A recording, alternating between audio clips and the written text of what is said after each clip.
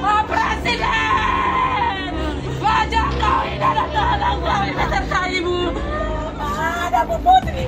Mana tanggung jawab Bu Putri?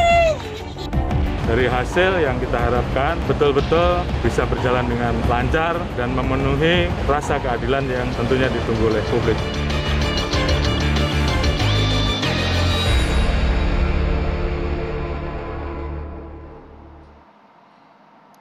Selamat malam pemirsa. Setelah dimakamkan kurang lebih 2 minggu lalu, jenazah Brigadir Yosua yang tewas di rumah Kadif Propam nonaktif Irjen Pol Verdi Sambo akhirnya kemarin diotopsi.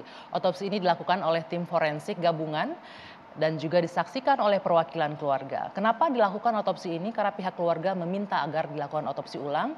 Mereka beranggapan atau menduga ada indikasi penganiayaan yang dialami oleh Brigadir Yosua sebelum meninggal dunia. Hingga akhirnya otopsi ulang pun dilakukan. Dan kemudian pertanyaannya muncul, apakah hasil otopsi ulang ini bisa membuka tabir misteri penembakan yang menewaskan Brigadir Yosua? Itu akan kami ulas malam hari ini. Dan kita juga akan mendengarkan bagaimana keterangan dari pihak keluarga Brigadir Yosua di dua sisi malam hari ini. Dan juga sejumlah narasumber yang sudah hadir bersama saya.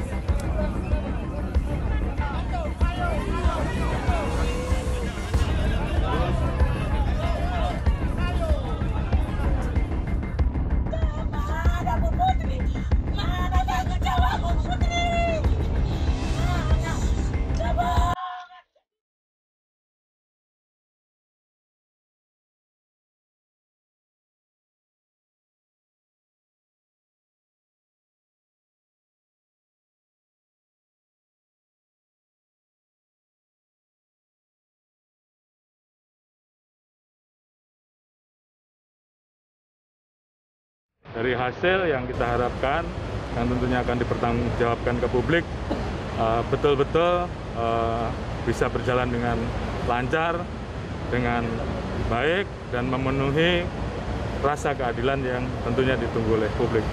Saya kira kita tunggu hasilnya dan mudah-mudahan semua berjalan dengan baik. Terima kasih.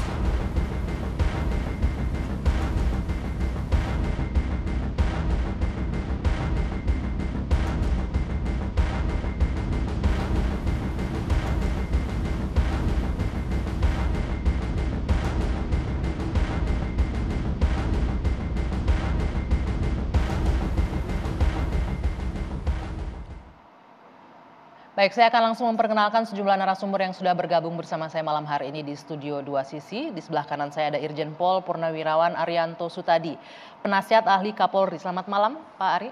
Selamat malam, Mbak Anggi. Ya, boleh digunakan mic-nya nanti ya, Pak ya. Kemudian di sebelah kiri saya ada Dr. Budi Suhendar, Sekjen Perhimpunan Dokter Forensik Indonesia. Selamat malam, Dr. Budi. Selamat malam, Mbak Anggi. Ya. Di ujung sana ada Bung Palmer Situmorang, praktisi hukum. Selamat malam. Selamat malam, Anggi. Selamat malam, pemirsa. Dan juga tergabung bersama kita secara virtual malam hari ini Ibu Roslin Simanjuntak. Ini adalah adik kandung dari Ibunda Brigadir Yosua atau tante kandung dari Brigadir Yosua. Selamat malam Ibu Roslin. Selamat malam semuanya. Ya, Ibu Roslin, sebelum kita berdiskusi kami juga ingin menyampaikan duka cita mendalam atas musibah yang melanda keluarga Anda dan kehilangan keluarga Anda. Terima kasih buat belasungkawanya. Ya, Bu Roslin, Ibu bisa diceritakan, Anda mengikuti kemarin bagaimana mulai dari ekshumasi atau penggalian kubur hingga sampai akhirnya proses otopsi berlangsung kemarin? Iya. Ya, kami ikut mengikutinya. Oke, bagaimana Bu suasana yang Anda tangkap di sana? Bagaimana? Apakah Anda juga ikut menyaksikan ke dalam ketika otopsi itu berlangsung?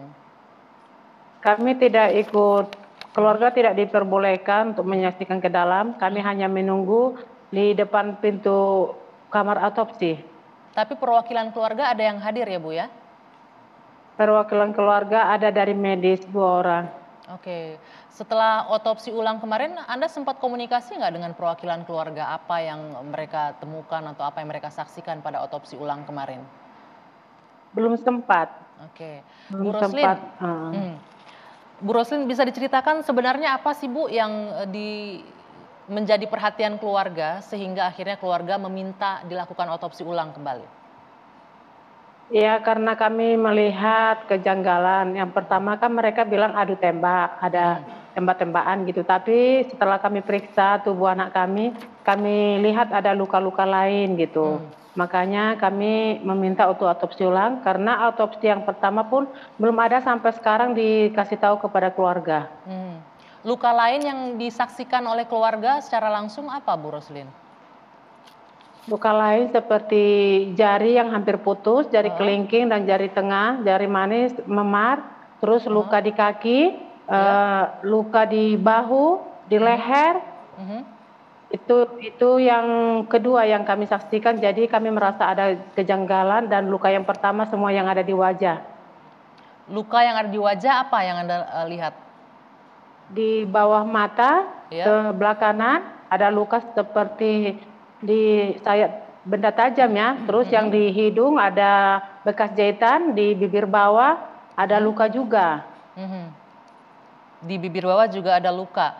Kalau sebagai orang awam, Ibu, apakah pihak keluarga bisa melihat, wah ini sepertinya kena sayatan, atau ini seperti kena benda tajam, atau kena benda tumpul gitu, bisa mengetahui itu nggak keluarga? Kalau di bawah matanya itu sayatan kayak seperti benda tajam gitu nah. Yang di hidung kami nggak bisa pastikan karena itu sudah kayak jahitan, udah dijahit gitu nah. Oke, yang di bagian tubuh lain, di bagian kaki itu lukanya seperti apa Ibu? Apakah luka terbuka atau luka memar? Yang sebelah kaki kanannya itu seperti sayatan. Seperti sayatan? Iya. Di sebelah mana persisnya Bu? Sebelah kanan dekat nadi. Sebelah kanan nadi kaki kanan. Oke, di bagian bahu dan leher yang Anda sebutkan tadi lukanya bentuknya seperti apa? Itu bekas tembakan. Bekas tembakan. Iya, dada sebelah kanan, bahu sama leher. Keluarga tahu itu bekas tembakan karena melihat secara kasat mata langsung atau diinformasikan dari pihak kepolisian? Kasat mata kami lihat, kalau yang pertama waktu jenazah tiba katanya itu bekas peluru yang di dada yang dikasih tahu dengan bapak dari Mabes. Itu katanya bekas peluru, tapi yang kedua itu kami lihat juga kayak bekas peluru juga. Selain yang disebutkan tadi, ada lagi yang menurut keluarga menyebabkan kejanggalan kasus meninggalnya Brigadir Joshua? Dadanya itu nggak simetris lagi. Dada bawah, maaf ya, itu puting susunya sebelah kanan itu udah di atas, yang sebelah kiri agak turun. Tidak simetris dalam artian bergeser begitu ya, kalau Anda melihatnya? Iya. Kondisi sebelumnya dalam kondisi normal tidak seperti itu yang Anda kenal, keponakan Anda? Tidak. Dia nggak ada kayak gitu. Dia bagus, badannya bagus. Oke, terima kasih Ibu Roslin. Nanti kita akan lanjutkan kembali. Saya ingin ke Dokter Budi. Dok, ini tadi kita dengarkan beberapa penjelasan dari pihak keluarga yang menyaksikan langsung kondisi jenazah 2 minggu lalu ketika baru mereka terima dari Jakarta. Saya ingin tanyakan di sini kalau untuk forensik yang dibedah itu bagian apa? Apakah mungkin ada bekas jahitan di hidung, di mata, di dada dan lain-lain? Yang mungkin publik juga harus ketahui. Baik, terima kasih. Prosedur kedokteran forensik dalam hal memeriksa jasad itu adalah melakukan pemeriksaan secara keseluruhan tubuh tersebut, yaitu mulai dari permukaan tubuh dan selanjutnya rongga-rongga tubuh. Rongga tubuh terdiri dari rongga kepala, rongga dada, dan rongga perut. Ya, itu semua nanti akan dibuka. Makanya akan ada bekas jahitan. Bekas sayatan. Bekas sayatan. Kalau di kepala di bagian mana saja dok? Dari belakang telinga. Belakang telinga, oke. Sampai ke belakang telinga sebelahnya. Oke. Dan juga dari dagu sampai ke menjelang kemaluan, ya kan? Oke. Nah itu nanti akan diperiksa secara seksama apa saja yang mengalami perubahan atau kerusakan. Itu semua akan dilakukan dokumentasi foto dan pencatatan. Oke. Selanjutnya ya berdasarkan apabila diperlukan juga akan bisa diambil sampel dari beberapa bagian tubuh untuk ditindaklanjuti dengan pemeriksaan lanjutan. Bagian tubuh dalam artian organ dalam tubuh atau bagian tubuh? Tergantung keperluannya. Oke. Kalau Ya. untuk kasus ini kita melihat Eh, apakah bagian dalam atau bagian luar tubuh? Ya nanti tentu tim autopsi yang kedua ini telah menentukan ya mana saja yang diperlukan sampel untuk dilakukan pemeriksaan lanjutan. Oke, kalau berdasarkan pengalaman Anda sebagai dokter forensik ketika seorang korban meninggal karena luka tembak, bagian mana yang dibutuhkan diambil itu? Bagian tubuhnya? Ya tentunya kalau dalam kondisi masih segar tentunya itu akan lebih mudah. Ya akan lebih mudah karena perubahan-perubahan yang terjadi akibat perlukaan khususnya kaitan dengan tembakan itu masih kita bisa lihat secara kasat mata perubahannya. Namun juga kita lakukan pengambilan tertentu sampel apabila memang kita perlukan untuk memastikan ya hal-hal tertentu yang menjadi kebutuhan untuk mengambil kesimpulan. Oke, Dok, tadi Ibu Roslin mengatakan ada luka sayatan di mata bawah. Itu bagian otopsi perlu menyayat bagian sini nggak? Iya. Perlu dilakukan penyayatan di sini atau tidak? Saya tidak tahu lukanya ya. Pada umumnya sih luka seperti benda tajam wajah itu tidak kita lakukan sayatan. Tidak lakukan sayatan ya. Termasuk di hidung juga tidak? Pada umumnya tidak. Pada tergantung. Ini agar jelas kitanya ya. Bisa saja di situ memang sudah ada luka. Saat datang ke tempat instalasi forensik. Saat datang ke tempat instalasi forensik. Kan setiap jasad yang datang ke instalasi forensik itu pasti dilakukan pemeriksaan luar. Pemeriksaan luar itu bukan hanya dilihat, tapi difoto. Difoto. Jadi untuk memastikan apakah luka emang itu sudah ada atau tidak, kita pasti bisa lihat dari foto yang telah diambil di instalasi kedokteran forensik itu. Gitu. Jadi kita bisa lihat apakah luka itu existing atau sudah ada, atau ada sesuatu yang menonjol di sana yang memang diperlukan untuk disayat. Gitu ya kan. Yang menonjol biasanya kalau pada kasus penembakan adalah biasa anak peluru. Yang bersarang di tubuh. Tapi kalau mendengarkan keterangan keluarga kan pelurunya ada di bagian badan ya, tidak ada di wajah, tidak ada di hidung, tidak ada di bagian mata. Artinya tidak ada pembedahan di bagian wajah untuk proses otopsi yang pertama kali ya. Saya tidak tahu gambaran awalnya. Kalau bisa saya simpulkan dari keterangan Anda dan keterangan Bu Roslin, kemungkinan besar kondisi jenazah ketika datang ke forensik pertama kali memang sudah ada luka-luka sebelumnya. Ya, kalau mendengar keterangan dari Ibu, artinya pada saat korban datang ke instalasi forensik, memang udah ada luka di situ. Oke Dok, nanti kita akan lanjutkan kembali, saya harus jeda sejenak. Dua Sisi akan kembali pemirsa, tetaplah bersama kami.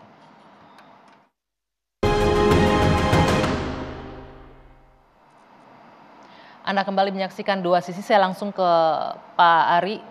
Pak Ari, dari pihak kepolisian, Anda juga berpengalaman panjang ya sebagai penyidik juga di Polri gitu. Apa sih yang dibutuhkan oleh seorang penyidik dari hasil autopsi dalam sebuah kasus pembunuhan? Dalam sebuah kasus ya, terutama apabila ada orang meninggal, ya, karena kita kan nggak bisa mengetahui kenapa orang itu meninggal, maka kita membutuhkan keterangan dari yang ahli. Nah, ahli yang mengetahui apa itu luka, bentuk luka itu karena kena apa, kemudian bagaimana lukanya, itu butuh keterangan tertulis dari ahli kedokteran forensik.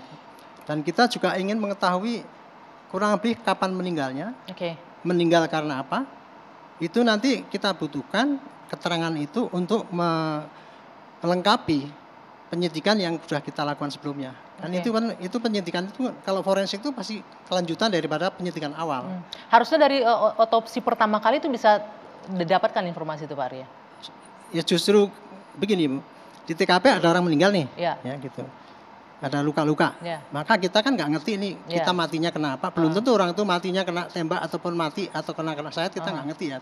Kita mesti itu langsung kita kirim ke forensik, diperiksa, nanti akan memberikan keterangan hasil itu namanya visum et repertum. Nah itu bahan itu yang kita pakai bahan analisis nanti untuk mengetahui kira-kira ini korban ini meninggal karena apa. Kita cocokkan dengan keterangan saksi yang menerangkan jalannya kasus itu. Oke. Gitu. Pak, gitu. berdasarkan pengalaman Anda di kepolisian, untuk beberapa kasus mungkin pernah Anda tangani barangkali ya, yang ketika keluarga korban meminta untuk dilakukan otopsi ulang, itu faktornya apa biasanya? Apakah memang karena nggak yakin dengan otopsi yang pertama? Ini minta di autopsi ulang itu timbulnya karena kecurigaan ya terhadap hasil otopsi yang lama. Gitu. Mungkin juga curiga bahwa dulu tidak pernah diotopsi, itu bisa jadi. Gitu. Dan perintah untuk otopsi itu juga bisa dilakukan oleh atasan penyidik. Misalnya ya, suatu penyidikan dilihat kemudian kok ini kok nggak begitu beres gitu ya.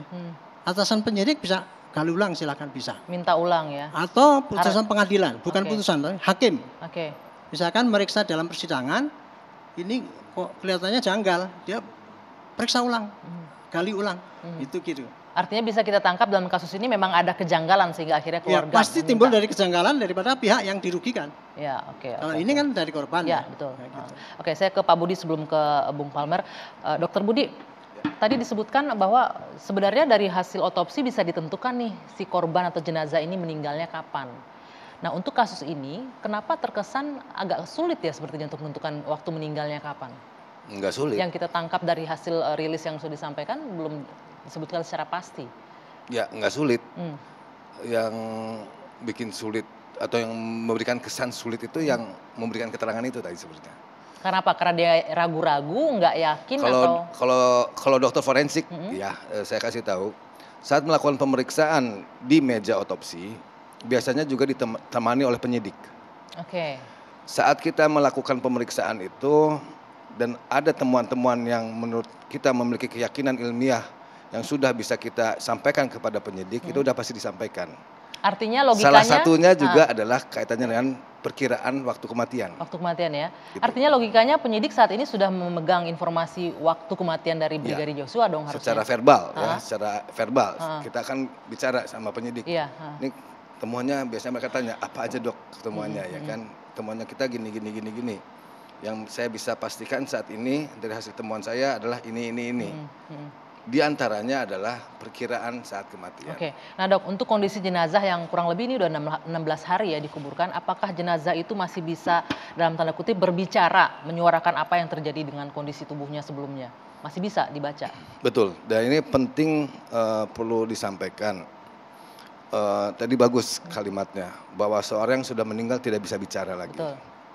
Yang mampu menerjemahkan atau mendengar, tanda kutip, apa yang dialami oleh jenazah itu adalah dokter forensik.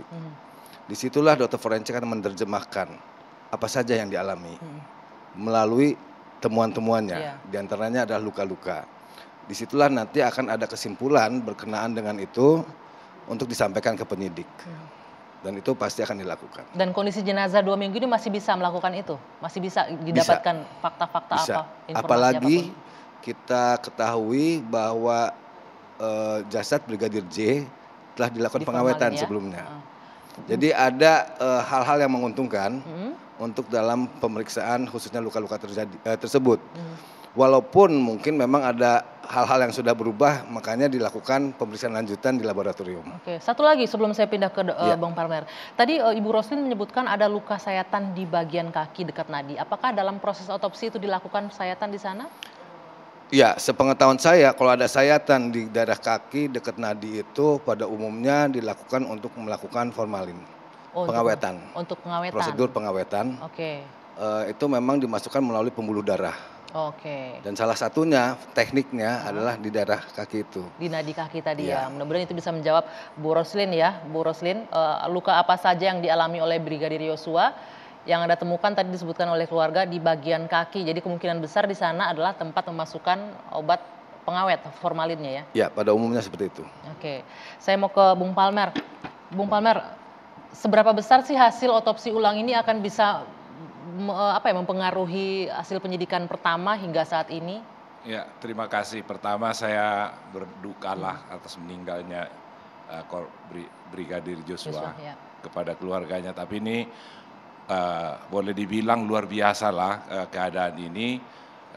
Terima kasih juga ke Kapolri ya yang berusaha begitu terbuka. Ini luar biasa kasus ini, saya bilang luar biasa karena ini kasus pertama dibuka sampai ke otopsinya terbuka gitu ya. Polisi sudah beretikat baik, presiden ikut bicara, Pangap ikut mengirimkan timnya untuk tim forensik. Nggak ada lagi kasus di muka bumi ini yang seperti ini. Kenapa bisa begitu? Tapi hasil otopsinya memang sudah dibuka? Belum kan ya, pihak keluarga sendiri bahkan belum menerima hasil otopsi yang pertama itu juga. Nah seharusnya kalau dibilang terbuka, udah cakep tadinya kalau begitu sebelum dia lakukan otopsi kedua, diadakan rekonstruksi. Jadi di mana si penembak, di mana yang ditembak. Karena itu ada kaitannya dengan otopsi kedua. Kenapa? Karena peluru itu kalau ditembak dari atas, pengalaman saya di pengadilan nih, waktu pembunuhan Letkol Stephen Adam, ya, dan pembunuhan Dice tahun 86. Letkol Stephen Adam itu 85, Kapten Tuasun di Polres Bogor. Nah, itu sangat menentukan. Jadi nggak boleh lagi. Dan hasil visum pertama itu harus menjadi valid dan akan di-compare dengan hasil visum kedua. Dan kalau ini berbeda, yang melakukan visum pertama itu harus dieksaminasi. Kenapa bisa? Karena begini, kasus Rian hasil tes DNA-nya yang sampai ada orang dihukum 14 tahun, dibilang dia pembunuhnya, dihukum hakim 14 tahun. Kemudian ketahuan si tukang cincang yang bernamanya Rian di Surabaya yang bunuh. Dan kemudian ternyata salah, akhirnya dibebaskan lagi kembali orang itu. Jadi, udah benar kata Dokter Budi tadi, bahwa hasil otopsi itu baru bukti petunjuk. Apapun kata-kata atau alat bukti itu yang sifatnya hasil penelitian forensik, saintifik, itu nanti baru menjadi alat bukti apabila ahlinya yang membuat otopsi itu berbicara di depan hakim. Ini loh artinya ini semua. Ini saya, mati bukan, nanti kesimpulan tidak akan dikeluarkan bahwa ini mati ditembak. Tidak seperti itu bunyi otopsinya. Mati karena benda tumpul, mati karena ditembus peluru, beratnya peluru, proyektilnya sekian, kalibernya sekian. Nah, kira-kira begitu. Bahkan sampai dari arah mana ditembaknya juga akan terbaca. Jadi kalau katakanlah dari tangga paling atas ditembak, tidak mungkin pelurunya lurus. Pasti ada sudut yang terbentuk. Pasti ada paling tidak kemiringan 15 derajat, paling jauh 90 derajat. Paling jauh, itu udah dari atas itu nembaknya garis lurus. Kalau kita lihat tadi kondisi dari Bu Roslin menyebutkan ada luka tembak di dada. Harusnya kalau dari atas ini berarti ada sudut terbentuk di situ ya. Nanti kita akan lihat kenapa ada luka di foto itu di hidung. Tadi dokter sudah mengatakan, forensik di dalam melakukan bedah tidak pernah mengganggu bagian muka. Paling dibuka dari belakang kalau itu ada di otak. Dan kita harus dipastikan peluru itu bagaimana proyektilnya, apakah pecah atau tidak. Kenapa bisa peluru atau proyektil itu pecah? Nah, katakanlah ini jenis Glock. Ya, saya ini kebetulan di Periksa Perhimpunan Ikatan Senjata Api Bela Diri, itu saya ketua bidang advokasi. Nah, untuk jenis senjata Glock ini? Jenis senjata Glock ini harus diuji lah. Ya, kalau nanti ternyata hasil daripada forensik yang kedua ini ditemukan misalnya di otak ada tembakan dari belakang, kemiringan atau tegak lurus, vertikal apa horizontal, atau kemiringan 15 derajat atau 45 derajat. Itu harus bisa ditemukan di penelitian kedua ini, bisa bicara itu. Sekalipun mayatnya udah 10 tahun. Itu Pak Ari tuh mungkin bisa menceritakan Pak dari sebagai mantan anggota polisi. Baik, saya gini ya, ingin agak ada tanda tanya tadi dengan Pak Palmer tadi. Setahu saya ya, kalau forensik, dokter forensik itu, dia hanya menyampaikan bahwa ini mayat luka karena benda tumpul dan sebagainya. Luka sayat ataupun dan sebagainya. Tetapi kok kelihatannya nggak bisa dia menyatakan, ini ditembak dari sudut sekian, kemudian sampai lukanya pasti begini. Itu ilmu balistik, Pak. Forensik tidak bisa membaca itu? Forensik nggak akan bisa. Dan juga mayat itu tadi ya, kan bisa bicara ya. Paling bicaranya seperti gini, iya saya ini kena benda tumpul, saya kena sayat, tapi nggak bisa ngomong saya ditembak oleh si A, nggak bisa gitu jawabannya, gitu loh. Jadi yang maksudnya bicara itu tadi, mayat bicara itu hanya bicara. Ini kalau forensik yang membuktikan, dia hanya bicara saya kena benda tumpul, kena sayat, kena benda jadi ini. Arah tembakan gitu. Itu dokter kalau forensik arah tembakan segala lihat. itu, saya kira kok nggak mungkin dokter forensik nggak bisa kan? Nggak bisa, dokter Budi. Enggak, maksudnya tuh arah tembakan itu loh kalau bisa. Gitu. Jadi begini, balistik ada dua. Oke. Balistik yang kita tahu pada umumnya itu adalah di lab 4 itu. Iya. Ya. Kedokteran forensik memegang terminal balistik. Oh gitu. Terminal balistik adalah hasil akhir daripada suatu tembakan. Oke. Karena akan ada jejak pada tubuh berkenaan dengan arah datangnya peluru itu. Oke, untuk kasus Yosua ini bisa terlihat karena kan berdasarkan informasi yang beredar jadi sekarang, pertama yang arah akan tembakan dari atas ya, pertama Dok, ya? yang akan kita periksa adalah di mana luka tembak masuk, di mana luka tembak keluar. Kalau kita sudah tentukan luka tembak masuk, dari arah mana tembakan itu berasal. Oke. Itu di lukanya akan kelihatan. Oke. Oh ini dari Arahnya kiri. itu, arah sudutnya gitu. Ya. Apakah dari atas, dari kiri. depan lurus atau Dan dari nanti samping itu lebih akan kelihatan? tepatnya lagi, nanti akan lebih tepatnya lagi saat kita otopsi. Oke. Saat kita otopsi kita akan melihat kerusakan-kerusakan yang terjadi oleh peluru. Di situ kita akan melakukan penguatan pemahaman lagi terkait dengan datangnya peluru. Nanti akan kelihatan tuh, oh dia masuk dari sini, nembus sini, misalnya mental ke sana, mental ke situ. Dengan kondisi jenazah sudah dikubur 16 hari ini masih bisa dibaca ya, Dok ya? Tentunya ini akan kalau hanya autopsi kedua berdiri sendiri itu mungkin akan ada kesulitan tersendiri walaupun saya tidak bilang tidak bisa dilakukan. Ya. Karena itu hasil autopsi pertama menjadi penting juga. Jadi menjadi bagian yang tak terpisahkan. Maaf Pak Dokter, saya tanya Ibu ya, boleh silakan, Pak Ari. Bagaimana menjelaskan ya? Misalkan di TKP nih Bu, itu tadi kan dijelaskan bisa sudut ini pas gini. In case korban itu ya berdiri tadinya, ditembak dor mati gitu, jatuh, blak, kan sekarang dari samping kan. Kalau tidak disertai dengan apa itu?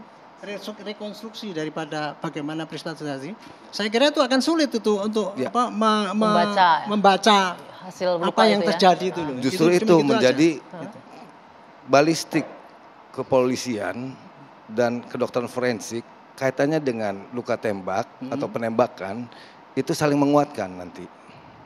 Makanya kan gitu kan. Karena begini, begitu orang ditembak dia kan bukan jatuh, dia begitu ditembak pelurunya udah masuk, udah masuk, artinya sudah memberikan jejak luka di bagian jejak seperti pelurunya apa, di ya? tubuh itu, baru orang itu akan jatuh.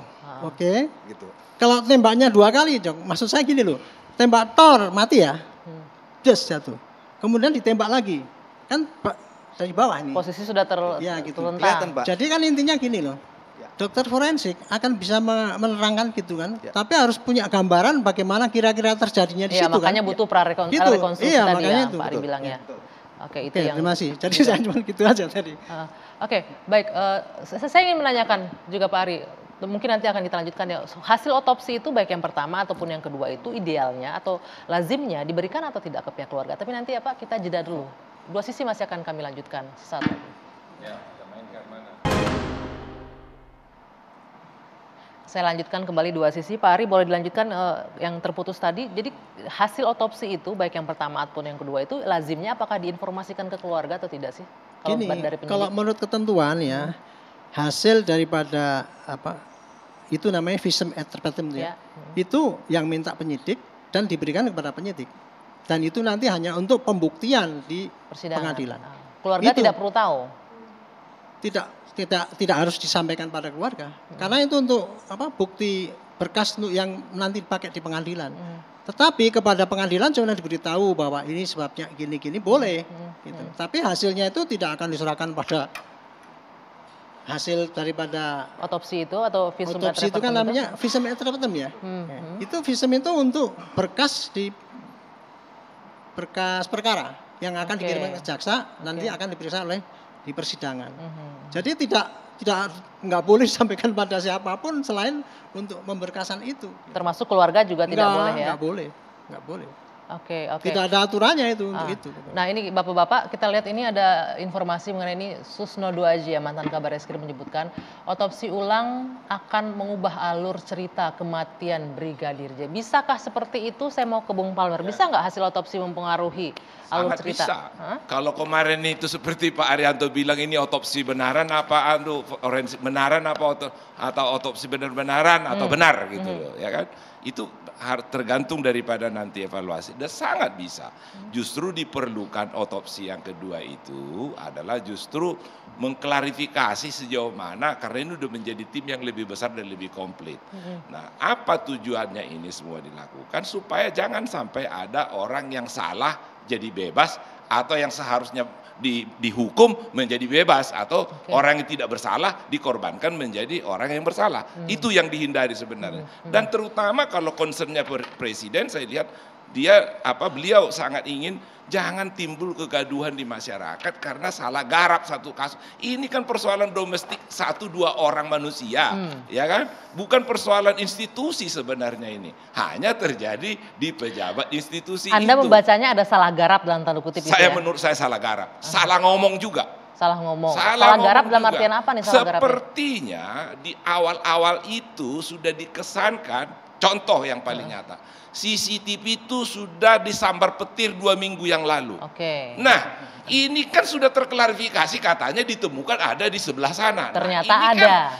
Ini kan memberi gambar, rakyat itu tidak bodoh di hari gini gitu loh. Hari gini, penggarapnya ini salah. Apakah memang ini sebuah kecelakaan karena kelalaian atau ada sebuah skenario? Ya wajar. Saya ini kebetulan 2 pengacaranya korban ini adalah baru saya lantik menjadi pengurus DPP Asosiasi Advokat Indonesia. Bung Palmer tadi Anda sudah menyinggung sudah CCTV ya. Ini kita akan mendengarkan bagaimana pernyataan Komnas HAM yang juga sudah menerima laporan ada kurang lebih 20 CCTV yang sudah disaksikan oleh Komnas HAM terkait dengan alur atau kronologis meninggalnya Brigadir Yosua. Kita akan dengarkan pernyataannya bersama.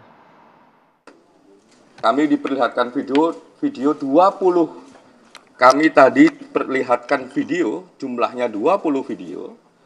Ya, itu dari Magelang sampai area Duren 3. Termasuk juga sampai Rumah Sakit Ramat Jati. Apa yang paling penting dalam video ini, di area Duren 3, video memperlihatkan ada Irjen Sambo,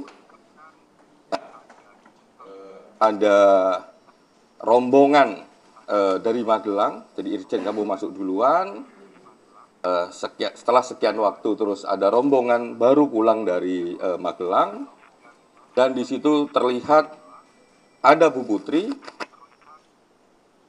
ada Joshua, almarhum Joshua masih hidup ya, sampai di Duren 3. Dia masih hidup, terus ada rombongan yang lain dan semuanya dalam kondisi hidup dan sehat. Baik, ini meluruskan sedikit, benar tadi Pak Ari, meluruskan tadi pernyataan Bung Palmer yang disebutkan CCTV 2 minggu yang lalu rusak ya. Ini rusak, itu yang di rumah dinas. Disampar petir. Yang nggak ngerti kita tahunya kan TKP-nya ya di tempat itu. Masa ngomong kita di Istana Presiden yang nggak lucu. Yang disampaikan oleh Komnas HAM tadi adalah CCTV di kediaman pribadinya Irjen Sambo ya. Ini bukan di TKP. Oh, bukan di TKP. Itu yang tidak dijelaskan di waktu di awal-awal itu kan. Jadi menimbulkan kalau banyak orang curiga tanda tanya, nah ini ada apa kan gitu. Sebenarnya juga ada yang disampaikan juga Pak Ari, yang menimbulkan kecurigaan lainnya apa? Karena di hari pertama setelah kejadian itu katanya dekodernya juga saya hilang. Itu mendaftar ya. Sebelum saya lanjutkan gini, kasus ini ya tanpa kejanggalan pun pasti akan jadi bom atom yang cepat meledak. Karena apa? Ini world news, super world news. Satu, karena aib polisi. Yang dua, karena public figure ada di situ. Tragis, sensitif, dan setiap daripada item berita ini bisa beranak pinak. Jadi apabila kasus ini ya tidak ada kejanggalan pun pasti akan meledak juga. Ini kan masalah polisi kan. Pasti nanti ada yang dilindungi. Apalagi ada kejanggalan. Nah saya catat kejanggalan itu ada 30. Oh ya. 30 kurang lebih lagi bisa. Contoh nomor 1 ya. Kejanggalannya yang dianggap janggal itu oleh publik ya.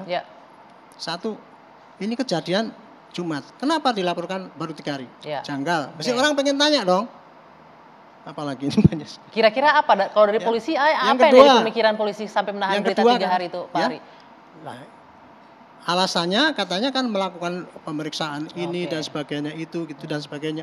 Masih banyak dan sampai sekarang belum ada jawaban yang tegas daripada polisi ya untuk menerangkan kenapa terlambat 3 hari itu. Kemudian tiba-tiba 3 hari diumumkan bahwa itu tembak menembak, disimpulkan kan gitu kan. Janggal pasti. Orang pasti akan tanya, itu keterangan dari mana? Saksi apa saja yang sudah diperiksa? Tersangkanya siapa? Itu kan langsung disimpulkan tersangkanya itu sudah mati kan. Kemudian karena tersangkanya kan dianggap melakukan upaya pelecehan gitu kan, sehingga tertembak dengan ditembak oleh Baradae, tapi karena membela diri gitu kan. Kan publik akan tanya itu kan. Poinnya memang jadi banyak intinya ya itu karena kejanggalan banyak itu ya. Menurut saya itulah yang mestinya dijawab oleh polisi. Jawabannya adalah penjelasan kepada masyarakat yang bisa terima akal oleh masyarakat itu. Jangan hanya dijawab dengan saya akan melakukan scientific criminal investigation secara ilmiah dan sebagainya. Menurut Anda jawaban-jawaban orang pada nggak ngerti itu apa yang dikerjakan. Ya, menurut Anda jawaban dari pihak kepolisian nggak bisa diterima logika publik saat sepanjang ini ya belum bisa menenteramkan masyarakat, malah menimbulkan kegaduhan lagi ya. Mengapa? Karena di lingkungan polisi sendiri masih terdapat perbedaan pendapat antara gini ya, tidak boleh memberitahukan hasil daripada penyidikan. Nanti dianggap itu mengganggu penyidikan. Tapi ini sangat merugikan polisi. Karena apa? Dengan tidak memberikan ini penjelasan ini, dia ditambah itu menutup-nutupi. Itulah yang saya anggap ya. Pak Presiden kan mengatakan ya. Berarti penanganannya, komunikasi dan komunikasi publik ya. Supaya masyarakat tahu lah gitu. Presiden kan nyuruh, merintahkan, jangan ditutup-tutupi. Artinya kan ada yang ditutup-tutupi kan. Apa yang ditutupi itu adalah apa yang dipertanyakan oleh masyarakat itu. Cara bukanya ya, berikan penjelasan itu. Jadi mungkin sekarang polisi butuh waktu kali Pak untuk tidak harus jawab seketika. Kalau itu nggak dijawab nanti akan muncul anak-anak daripada analisis itu tadi. Mestinya ya pertama kali ya begitu ditanya apakah ini sudah dilakukan penanganan yang baik. Sudah, saya sudah meriksa saksi 10. Barang buktinya ini. TKP-nya begini. Gitu. Tapi itu semua terpatahkan karena 3 hari kasus ini didiamkan. Sehingga nggak akan bisa menjelaskan yang lain. Dijelaskan saja yang ada, yang bisa untuk menenteramkan. Jangan nanti ditunggu di pengadilan. Setahun lagi belum tentu selesai itu urusan ini. Sementara itu pertanyaan publik nggak terjawab habis ya. Kita itu masalahnya yang terjadi itu sekarang ini begini. Mudah-mudahan ini jadi masukan ya buat institusi kepolisian ya Pak Arya. Ini yang menjadi penambah permasalahan. Ini kan istri polisi kena tembak. Sebentar sudah tertangkap orangnya. Ini ada kasus yang istri sudah jelas ada orang mati, orang mati. Sampai sekarang belum ada tersangkanya loh. Katakanlah ini bela diri, apa ini nggak ada tersangkanya? Ada tersangkanya. Ini faktor pengampun nanti dibawa ke pengadilan. Seperti apa faktor penghapus perbuatan? Pengampunnya itu apa? Yang menghapus perbuatan itu apa? Ya kan, menghapus hukuman ada, tetapi mesti ada tersangkanya, entah itu bela diri atau apa itu seperti yang diceritakan di awal-awal atau tidak. Tapi ini sampai sekarang nggak ada tersangkanya, kumaha tuh. Ini yang akan kita tunggu nanti dari pihak kepolisian jawabannya. Kita akan lanjutkan diskusi ini pemirsa usai jeda saat lagi di Dua Sisi, tetaplah bersama kami.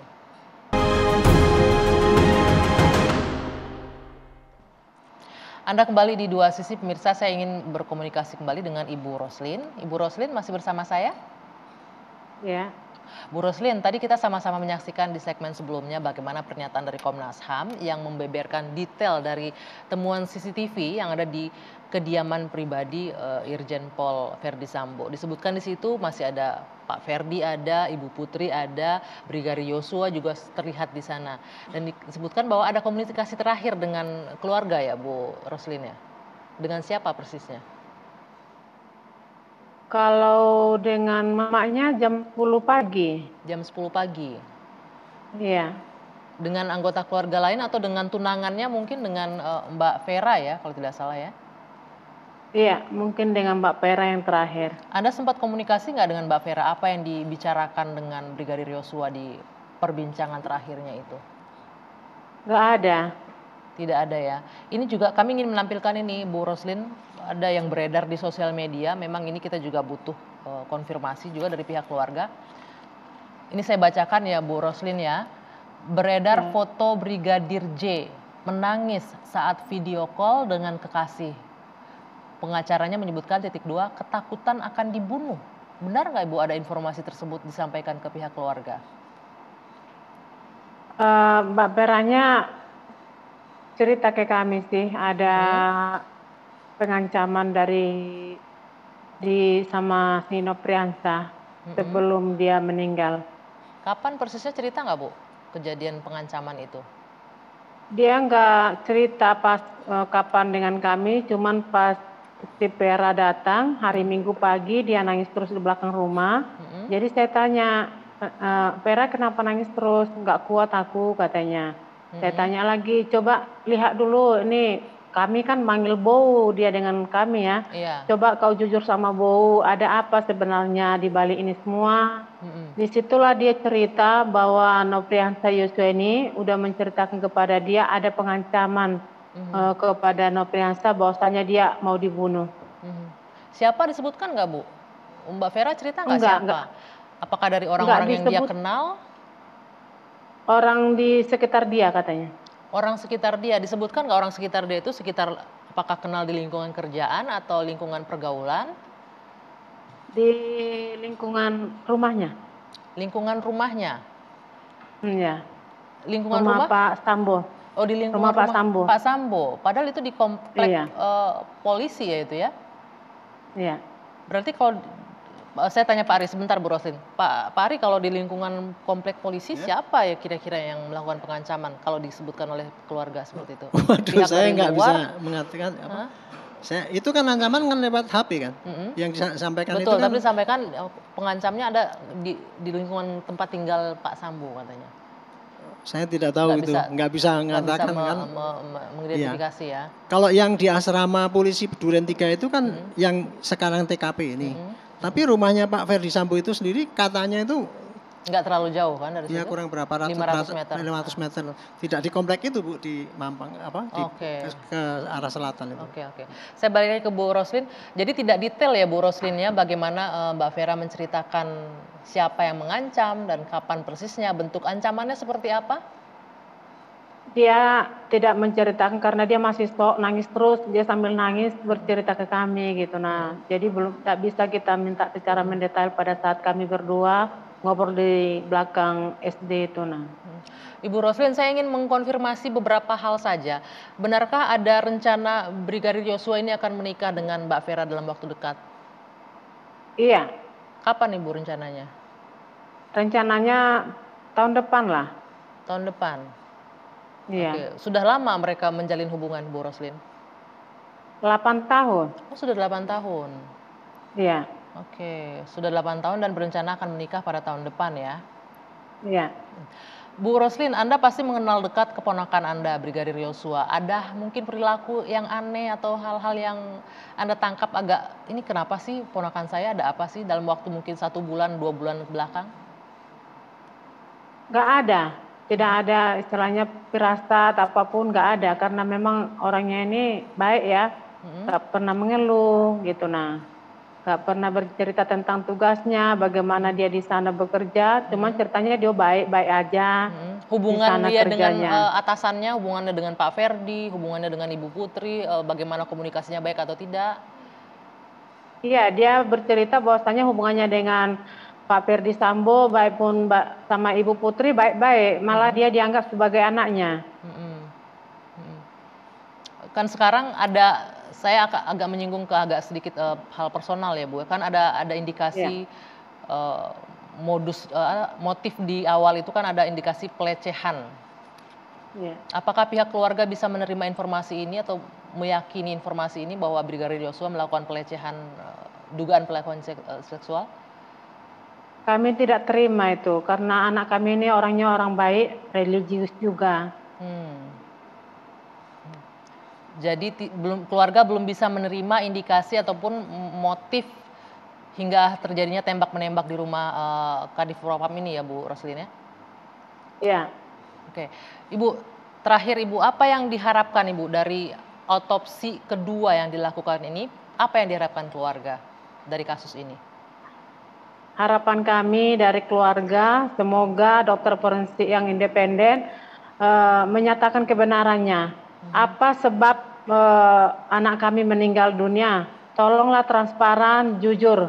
Itu yang kami harapkan sehingga kasus ini betul-betul dibuka dengan sebaik-baiknya. Jangan ada yang ditutup-tutupi. Oke, baik. Baik, terima kasih sekali Ibu Roslin Simanjuntak atas waktu Anda bergabung bersama kami di Dua Sisi malam hari ini. Salam hormat untuk keluarga semua di sana. Dan Bapak-Bapak di studio, saya juga harus mengakhiri perbincangan kita. Terima kasih sekali sudah hadir Pak Ari, Dr. Budi terima kasih, Bung Palmer terima kasih. Mudah-mudahan apa yang kita diskusikan juga bisa menambah insight bagi pemirsa kita di rumah malam hari ini. Dan tentunya kita berharap agar kasus ini benar-benar dibuka seterang mungkin seperti dengan permintaan Presiden Jokowi.